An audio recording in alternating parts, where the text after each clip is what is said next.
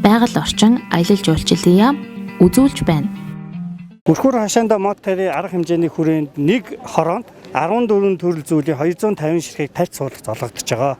Ийм учраас тарьц суулгацаа одоо төрлөөр нь ялгаж таних. За дээрээс нь мод тарьж ургуулж байгаадаа бас хяналт нөгөө хүндээ бас хүлээж авч байгаадаа сэтгэл урамшуул болохын үүднээс нэг өрхөд одоо хүлээж авсан тарьц суулгацанд нь юу өгч байгаа. Гэрчилгээ олгож байгаа. За энэ гэрчилгээнд одоо ямар төрлийн хизээ тарьсан аль мод үржүүлгийн газраас авсан хэдэн настай тарьц суулгах гэсэн мэдээлүүд байхаас гадна бас ерөнхий одоо модоо яаж тарих уу, дараа нь яаж ачлах уу гэсэн мэдээлүүд бас давхар орсон байна. За яг энэ аяны хүрээнд бас энэ ажил 7 хоног 6 дүүрэгт үргэлжлэнэ гэж байгаа. Тэгэхээр яг энэ мэдээллийг аваад хүмүүс энэ мод авах аянд хамрагдмаар байна. Яаж хамрагдах вэ гэсэн асуултууд их ирж байна. Тэгэхээр та энэ дээр тайлбар өгөөч. За ер нь бол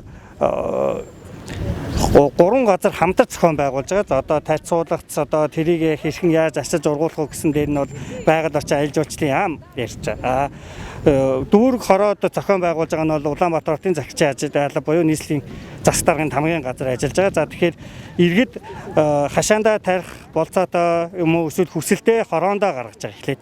За тэгээд хороон дээр нийт бүтээл гаргаад тарих зай талбай ачлах одоо хүсэл ирмэлзэл гэсэн бас нэг тодорхой хэмжээний шалгуур үзүүлэлтүүд тавьж байгаад ингээд хороонуудаа тарьц суулгацаа хуваалж өгч байгаа. Ийм үйл зохион байгуулалтаар явж байгаа. Олдсон хэр байгаа бол айл өрхүүдэд ер нэг айлд нэг л мод өгж байгаа юу? Хэд хэдийг өгж байгаа юм? Ер нь бол яг нэг хороонд 250 ширхэг тарьц суулгах зөвгдсөн. Гэхдээ хороонд маш их олон айл өрхүүд одоо яг өөрөөр хэлсэн тарьц суулгацаа хаанаас авах уу, яа тарих уу, энэ аянд хамрагдмаар байна гэсэн ийм хүслүүд тавьж байгаа учраас дараа намрын мод тарих өдрөөр бас энэ үйл ажиллагаа явна. За тэгээд энэ ая маань амжилттай зохион байгуулагдаад ингээд сайхан байвал дараа жилээс бас тарьц суулгацын тоог нэмээд энэ уламжил болгодог арга хэмжээ болж явагдана гэж ойлгож байна.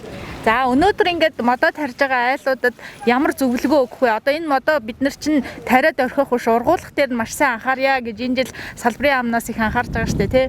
За одоогоор нийтэд нь хандаж хэлэхэд бол 1-2 удаагийн цочрол хүүтрэлт болно. Энээс одоо тарьсан модоо хамгаалах хэрэгтэй. За ойр орчимд нь гаалт хүлэх, дулаан байлгах, эсвэл нь хучих. За нахаа гарсан үед хайрагдаад хүлтгөөс хамгаалах арга хэмжээнүүд авчих хэрэгтэй. За тэгээд хугацаа болгонд нь тохирсон арчилгааны ажлууд явагдана. Жишээ нь одоо хит хуур ажилтай байх юм бол услахааныхаа тоог ойртуулах.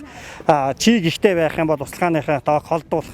За 2 удаа хөрсийн сэргүүж хог ургамдаас нь цэвэрлэх арчилгаа хийгдэх ёстой. За навчтай болоо салаа зургадаг ботлого ургамлууд байвал ургаад ирсэн хойноос тайлт хийгдэх ёстой. Одоо титмийн таналтууд хийгдэх ёстой. За намар ингээд эргүүлээд модоо үйлжүүлэх бэлтгэлүүдээ хийх ёстой. Гэхээр хугацаа болгонд нь тохирсон арчилгаанууд ондоо байгаа. Энэ сургалтыг бас байгаль орчин аялал жуулчлалын яамнаас зохион байгуулж байгаа гэсэн сургалтанд нь бас ер нь мод тарьж байгаа иргэд хамрагдах боломж байгаа юу? Цахимаар ч юм уу одоо биечлэн зөвлөгөө авах. Сая хөл хорооны үеэр биечлэн зөвлөгөө авах юм уу энэ үйл ажиллагаа зохион байгуулах хороодынхаа холбогдох улсуудад бид нэр мод тарих арчлах талаар захин сургалтууд хийсэн. Энэ сургалтынхаа заавар зөвлөмжийг ч гэсэн бид нэр ойн судалгаа хөгжлийнхээ төвийн веб хуудас захин хуудасуудаар дамжуулж нийтэд ил байршуулж байгаа. Тэгэхээр алсын зайнаас сурах, за бусад мэдээллүүдийн хэрэгслүүдээс хаанаас модоо арчилж ургуулах уу гэсэн хичээлүүдийг үзэх ийм боломж олцоогоор бас урд жилүүдийнхээ утгад илүү их хангагдаж байгаа шүү. Одоо айлуудаа намар шалгаруулна гэдэг шүү дээ. Тэгэхээр ямар үзүүлэлтүүдээр шалгаруулах вэ? Ер нь бол яг энэ бол байгаль орчин аялал жуулчлалын сайд сангийн яамны сайдын баталсан тушаал байгаа юм. Тарьц суулгаж ургуулсан иргэдийг урамшуулах журам гэж. Энэ урамшууллын хүрээнд нийтдээ жилдээ бол 10 сая төгрөгийн урамшуул олгогддог. Энд 3 иргэн 2 аж ахуй нэгж 3 нөхөрлөл гэсэн ийм үзүүлэлтүүдэд. За тэр нь бол тарьц ургуулсан тарьц суулгацын тоо хэмжээ, амьдралтын чанар, бусад үзүүлэлтүүдээр нь шалгаруулад жилд нэг удаа урамшуулдаг ийм журам үйлчилж байгаа. 14 төрлийн модон дотор одоо жимсний моднууд нэлээд байх шиг байсан. Энэ жимсний модонд бас илүү арчилгаа шаарддаггүй яадаггүй. Яг ямар модон дээр илүү анхаарах хэрэгтэй вэ иргэд? Ер нь модны сонголтыг бол яг айл өрхүүдийн хашаанд тарих болцоотой гэсэн байдлаар нь илүү их сонгосон. За жимсний моднууд бол бусад моднуудынхаа хувьд бол арчилгаа мэдээж ондоо байна. Ягаад гэвэл жимстэй мод учраас мөнх ногоо мод бусад одоо шилмүүстэй мод тарьсны ургалт бол арчилгаа бол арай ондоо байна. За жимстэй моднуудыг бол тайрах, миний түрүүчийн хэлсэн тэр цочод хүүтэлтээс хамгаалах нь энэ түрүү хамгийн чухал байна. Арчилгаа шаардах мод бол агч байж болох юм. Гэр хороол тарихад хамгийн их одоо тохирсон ургамал мод Гэхдээ манай Монгол улсад бол байгальд бол байдгүй, зөвлөгөөр байдгүй юм ургамал баггүй. Гаднаас импортоор оруулж ирээд тэгээд манай Монголд одоо 3 зүйлийнхэн сорт нь нутгсан ийм байдалтай байна. Энэ нөхөр бол үйлжилт хаахад нэлийн бас эхний жилүүддээ бас нэлээд нялх хүчиг арчилгаа шаарддаг. Тэгэхээр энэ агчмод авсан айл ихэд бол одоо үйлжүүлэх юм уу хит хүүтрэлтээс энэ одоо илүү арчилж хамгаалах хэрэгтэй шүү гэж хэлээ. Өнөөдөр одоо ингээ модоо судлах байгаа айлууд хизээ үр жимсээ хүртэх вэ? Мэдээж мод нь маш сайхан цэцэглээд үр жимсээ хүртэнэ гэдэг бол одоо бидний ажлын хамгийн том үр дүн шүү дээ.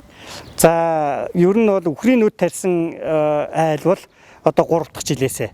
За чацарган тарьсан бол одоо бас нэг 4-5 жилийн дараанаас эхлээд ургацаа авч эхэлнэ.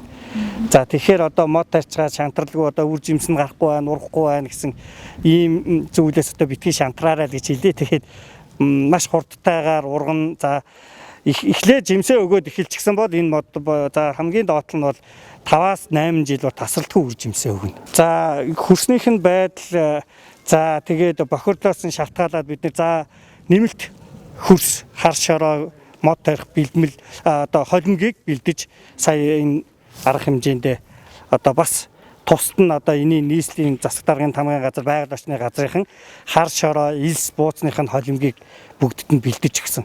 Тэгэхээр бол одоо мод таны ачилгаанаас шалтгаална урах нь. Модоо ургуулж чадаагүй айлуудад хариуцлага гэж яах вэ? Яах вэ? За одоо тэр хүний ухамсарын асуудал байгаа юм. Одоо яг хариуцлага тооцоо та ингэсэн торгуу шийтгэр гэсэн юм бол байхгүй. Та бид инженер бид мэрэгжлийн улсуудын 3-4 жил хамгийн дээд нь 5 жилийн хүч хөдөлмөр гаргаад мод үржүүлгийнхаа газар дээр ургуулсан тарьц суулгацыг хүлээж авсан учраас та энийг аль болохоор одоо ачилж ургуулж энийг өөрийнхөө хүүхчгээ анхаарчаасай л гэж хүсэх байна. Нийлүүлээ гэсэн саналтай одоо мод үржүүлгийн газрууд нэлээд байсан. Энэ үржүүлгийн газруудыг яаж сонгож авч байгаа вэ? Үржүүлгийн газруудыг бол бид олон нийтэд нээлттэй сурталчилж өгч байгаа. Бид гэдэг хөл хорионы үеэр бол тарьц суулгацыг үзэсгэлэн худалдаа зохион байгуулсан онлайнаар эндээ бид нар 37 аж ахуйн нэгжийн мэдээлэл авч байршуулсан байгаа. Мод үржүүлгийнхын газрын байршил ямар зүйлийн тарьц суулгац зургаж байгаа. За тэгээд ямар үн өртөгтэй байгаа, хаана байрлуу гэдэг мэдээллүүдийг багтаасан. За манай ойн судалгаа хөгжлийн төвд хандаад дахиад одоо энэ тарьц суулгацыг үзэсгэлэн цахим үзэсгэлэн мэдээлэл оруулах гэдэг бол хүн болгонд нээлттэй байна. Тэр үзэсгэлэнд оролцсон хүмүүсээ сонгосон юм тий. Ирэх жилээс байгаль орчин аялал жуулчлалын яам ойн судалгаа хөгжлийн газартай хамтраад өөрсдөө энэ тарьц суулгацаа бэлтгэнэ гэж салбарын сайдаас онцолж ирсэн. Тэгэхээр энэ ажил нь ер нь хэр үр дүнтэй явж байгаа вэ? Энэ ажил бол ерөнхийдөө бол одоо хаврын тарилтууд хийж байгаа. Манай байгаль орчин аялал жуулчлалын яам судалгаа хөгжлийн төв дээр Молог урмдын цэцэрлэгт бас тодорхой хэмжээний мод үржүүлгийн газар бий. Дээрээс нь Төв аймгийн Лүн суманд 20 га мод үржүүлгийн газартай. Эндээ бид нар энэ өрхмөр хашаанда мод тарих гэсэн энэ аянд хэрэглэж байгаа тарьц суулгацаа ургуулсан байна.